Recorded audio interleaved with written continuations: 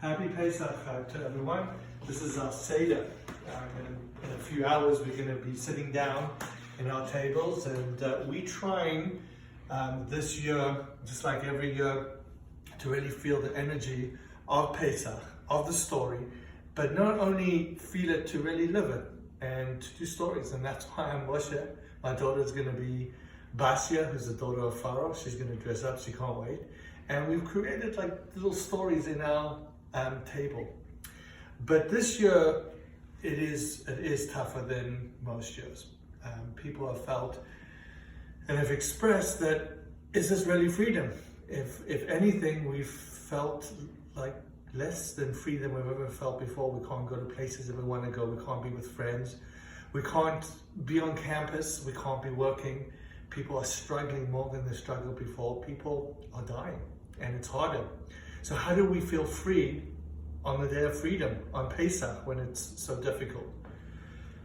So I want to start off saying that, yes, we're going to be in isolation, in a Seder, but this isn't the first time in our generation that we have. In Russia, the Jews that did Seders around communism, right?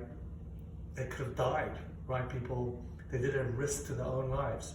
In the Holocaust, we know the story of the Warsaw Ghetto, where people didn't even have wine at their Seders, but yet kept the Seder. In the Krakow Ghetto, they did the same.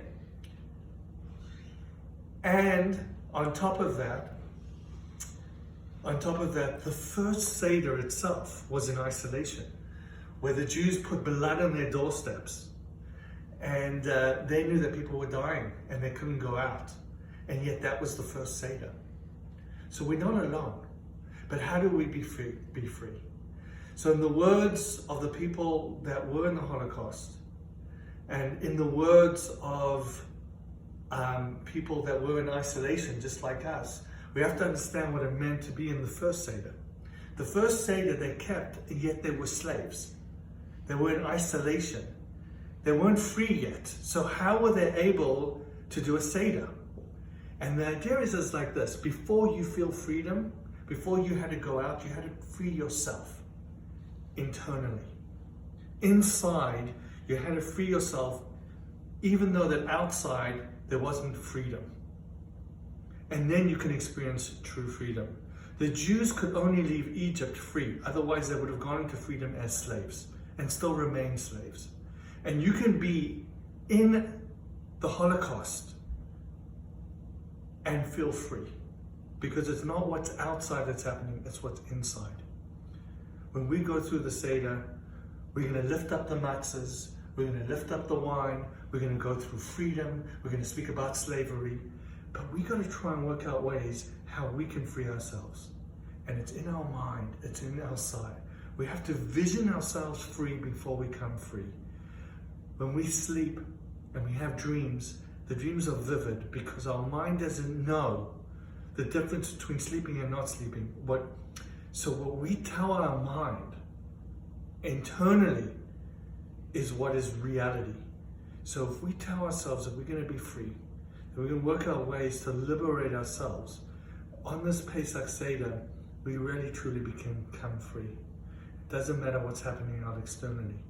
Our job in Pesach is to go out and make these crazy Seders, dress up in Moshe, get your daughter dressed up in crazy things, so we can feel what they felt like as slaves, but ultimately freeing themselves from being slaves to be the most free people they could by getting the Torah eventually.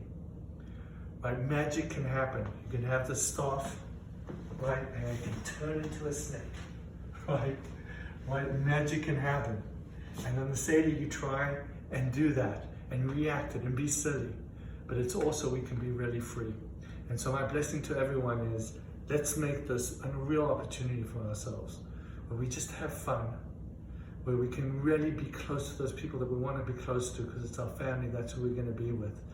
And where we can really, really get inside ourselves and free ourselves and have the most beautiful year. And blessing to everyone that we can achieve that. Have a wonderful Pesach.